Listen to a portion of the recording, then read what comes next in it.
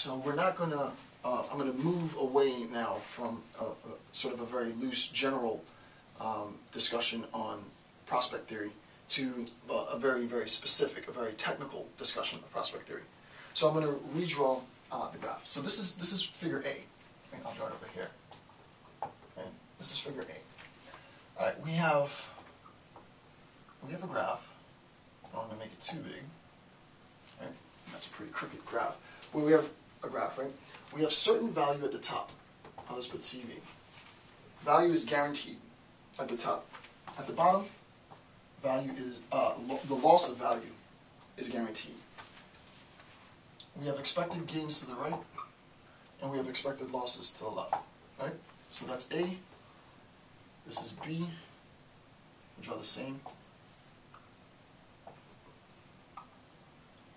This is C.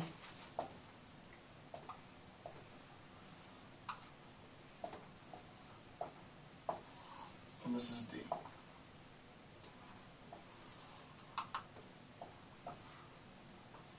Okay.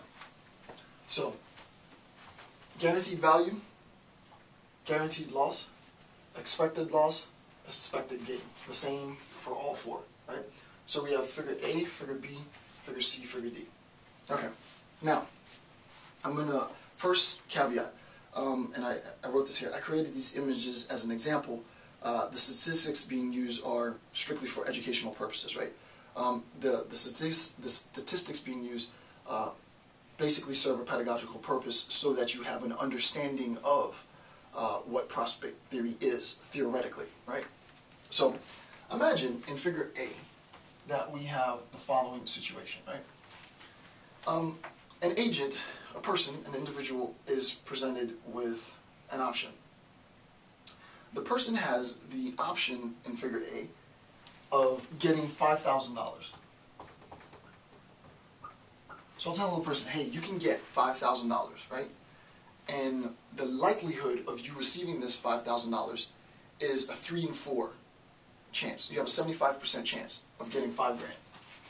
So there's a 75% chance that you can get $5,000, which is actually pretty good odds. That's extremely good odds, right? 75% chance that you can win, let's say, $5,000. There's a 25% chance that you won't get anything at all, right? So there's a 75%, a 3 in 4 chance that you can win $5,000, which is amazing odds. But there's also a 25% chance that you won't win anything at all. So if I were to flip a coin, right, 4 times, it's the case that out of those flips, 3 out of the 4 flips will land in you getting $5,000, right? Only 1 will result in you not getting anything, right? Okay, so that sounds pretty good. Now we compare this option with option in B.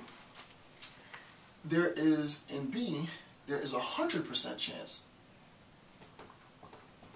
There's a 100% chance that you can get $3,000. Right? There's a 100% chance that you can get $3,000. Now let's look at the two options. So I present you with this option. I say, you have 2 options. You have option A, there's a 75% chance that you can get $5 grand. There's a 25% chance that you won't get anything. Those odds are pretty good. However, in option B, you have a 100% chance, guaranteed, I'll give you $3,000. Now, what are the implications of this?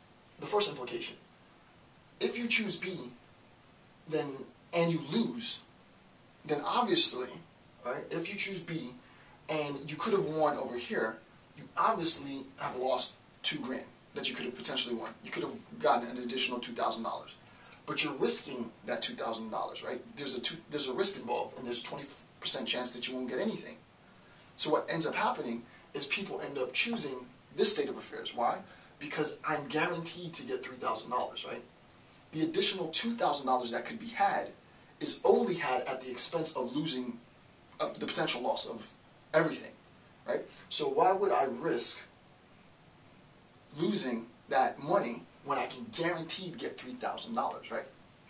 So if you look at this, the relationship between A and B, and I'll explain this again.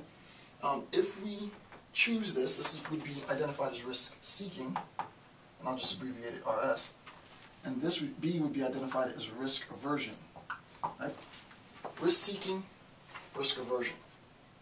Now, when presented with this,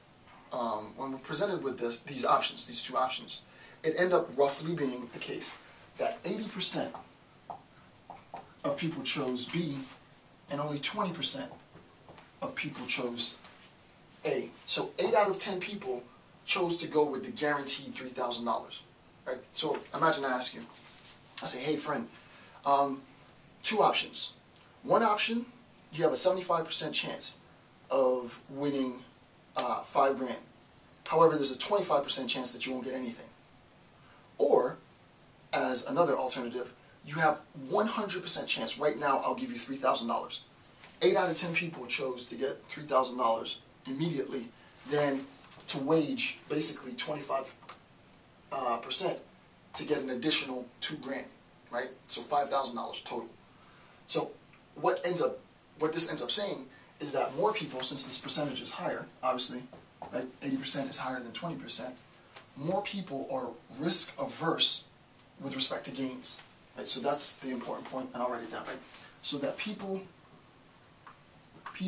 are risk averse with respect to gains, right? People are risk averse with respect to gains. What it means is I don't want to take the risk, right? I don't want to take the risk. I'm avoiding the risk. I don't want to take the risk of losing 25 of the 25, right? 25%. I don't want to take that risk and not get any money. So I'm averse to not getting any money. What I do want is to guarantee something for myself. I want for myself $3,000 because I can bet on that, right? So people are risk averse with respect to gains. What are the implications of this? Remember, we're going to talk about it on an individual level, but also on an international level. I'm not going to go international yet because we still need far more, many more concepts before we can make sense of this. But if you think of what this means, people want to keep the stuff that they have, right? It means that if I can guarantee that I'll get something, then I'm more likely to choose. 8 out of 10 people are more likely to choose receiving something than potentially losing out in this aversion, right? $5,000, the additional $2,000 that would have been had if I were to risk a little bit is not worth, right? The additional $2,000 that would have been had in A, right? $2,000 is not worth the risk of not getting anything at all. So what I do is I am averse to that risk, and I go with what I know, to be sort of technical, right? So people are risk averse with respect to gains. So that explains the first graph, right? Now, what if we were to switch, and instead of talking about, and I made these graphs too big, but instead of talking about gains now, we were to talk about losses, right?